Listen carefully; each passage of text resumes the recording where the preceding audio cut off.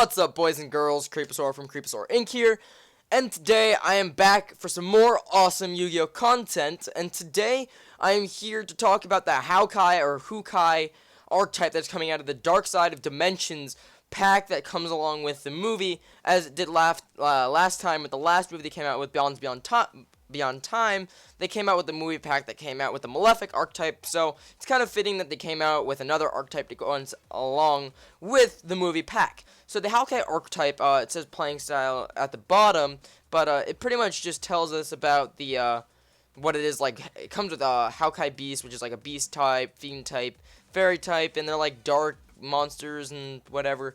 But as you can see, it says like Vishnu and stuff like that, so it has like different like Indian gods from what I could tell for the names in terms of like what their origin is. But then all the monsters are like really weird looking, as you can see here. Houkai Super Emperor in Diora Death Bolt kind of has this weird crazy design going on over here. I'm not, for this archetype review, going to be reading the effects of the monsters, because these monsters have really long effects, and with the effects being that long, I'm going to get lost when I'm trying to like review them at the same time. I know you guys won't understand what I'm talking about, and you're like, why would you get lost? It's just because when you're just reading off something, I kind of lose my place a lot. So we're just going to look at the monsters, because I already know what most of them do in terms of how they work. But this guy here, he's a dark level 10 fiend 3000 attack monster, but pretty much his function is you just reveal 3 Houkai monsters with different names from your hand, which isn't really that hard, I'm assuming, with this deck. And once you do that, you get him on the field, and he's unaffected by activated effects, which is ridiculous. He's kind of like a towers kind of thing. Also, what he does is that he attacks 3 times for 3000 basically, so you get this on the field and you pretty much have game. So if you're playing this deck, this is your big guy. Maybe you want to play one of this card, because it does kind of, it is big, but I don't know, because personally I would think that you'd only play one of this. You'd probably play more than one, but I feel like you'd have so many more combos than just putting down like a 3000 big stick that can attack 3 times. But I feel like the deck has a lot more combos that can get around more boards if you just play one of this. You just have more space to do a lot of other things instead of just, here, have a 3000 beat stick, deal with it. Anyway, so the rest of them, how the deck pretty much works is that putting down monsters that either gain a lot of attack, like some of the monsters have 0 attack and they'll gain like 2000 or 3000 attack, depending on what the requirements are to make them that way.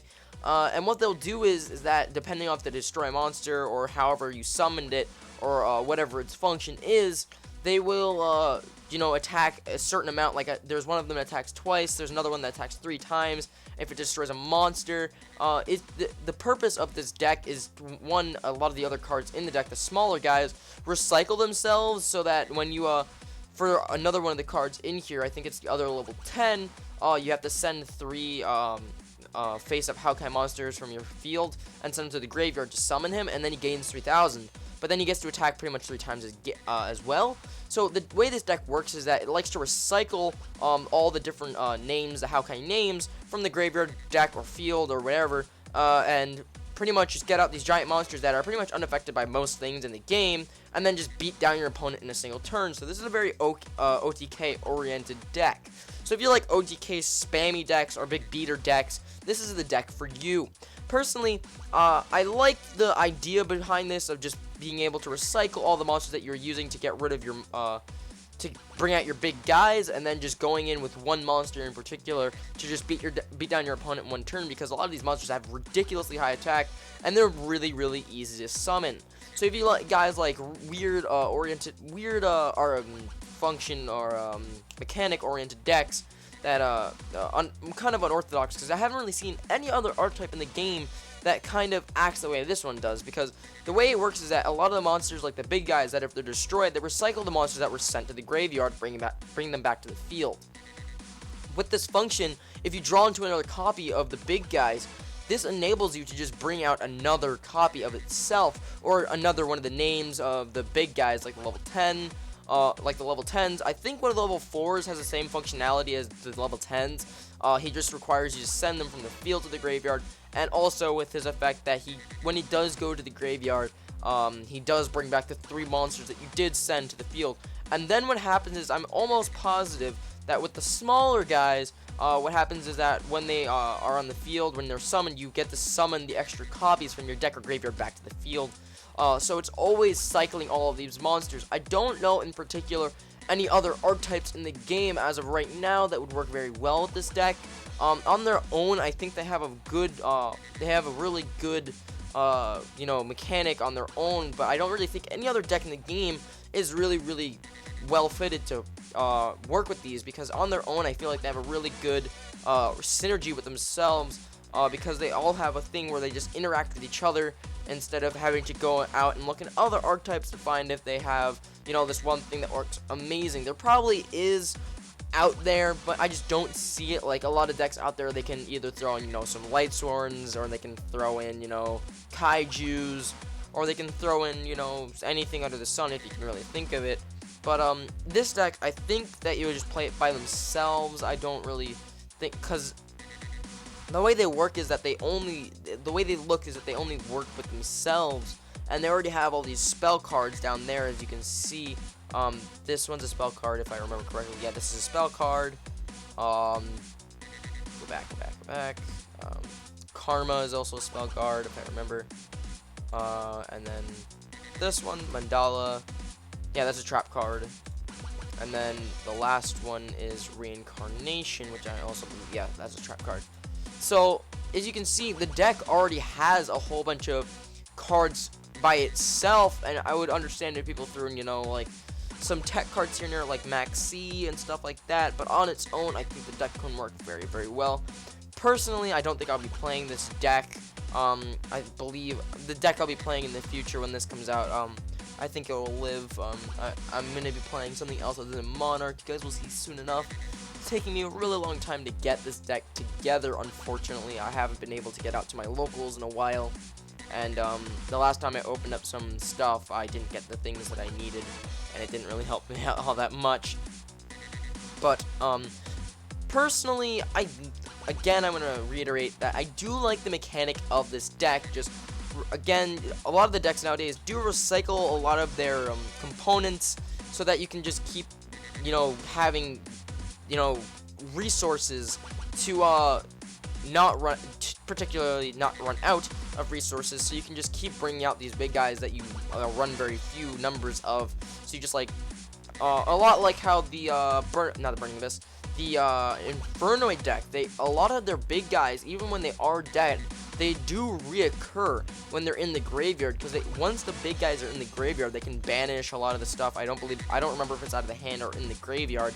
But this deck, just a lot of the big guys, once they're in the graveyard, they're going to recur again, along with the card Void Seer, which allows them to be, you know, protected very easily. So I didn't read the spell cards because I didn't have the time yesterday, because I was going to research this yesterday. I researched the monsters, I studied them a little bit, so I could have some information for you guys when I did this archetype review. But on their own, I believe they are a very good archetype. They look very effective in what they can do, because especially Deity Crimson Nova on his own, he can easily take out your opponent in a turn, because he can defeat your opponent in one turn because he has the 3 attack functionality. Once you bring him on board, he can't be affected by activated card effects. So if your opponent has something that was there previously, it won't be affected by that. So say they have, I don't know, a skill drain, that's not going to affect him from what I believe.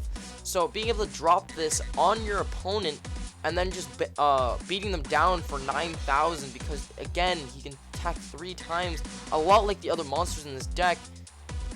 I believe this can be a very good archetype. Unlike in the last movie pack, Malefics didn't really see much play at all. Sure, there are those people that thought it would be cool to build them, but I can see this deck being not just rogue, but something that is actually kind of scary to deal with, because OTK decks were a thing in terms of we had Magical Explosion, and that was an OTK deck, but luckily they got rid of Chicken Game in the ban list that came out a while back. I think that was 11 days ago, frankly. It came out on the 11th.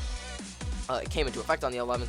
But OTK decks are very scary things to deal with in this format, and if this can OTK very easily by what I can see here, and very easily, that's a very scary thing when you're playing against it, along with the fact that a lot of the monsters like have this towers effect, where they can't be, you know, affected by card effects and all that cool stuff. It's kind of scary to deal with it, and hopefully in the future I get to see more of it.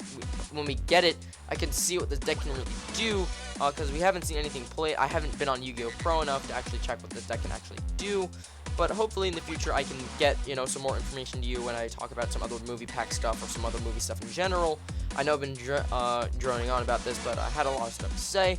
But anyway, guys, thank you so much for watching this video. If you liked it, hit that like button as hard as you can. I would like to hear your guys' feedback of what you think of this video and what you guys think of this archetype, and how you like the discussions lately. Pretty much anything that's happening with the channel. If you liked everything that's been going on, hopefully you guys have been enjoying the content.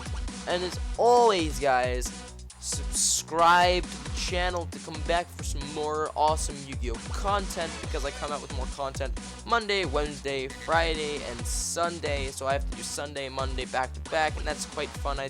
The spaces give me some time to, you know, I don't know, find some more content. But by that time, I have a lot of stuff already prepared. But anyway, guys, thank you for watching, and as always, hope you enjoyed.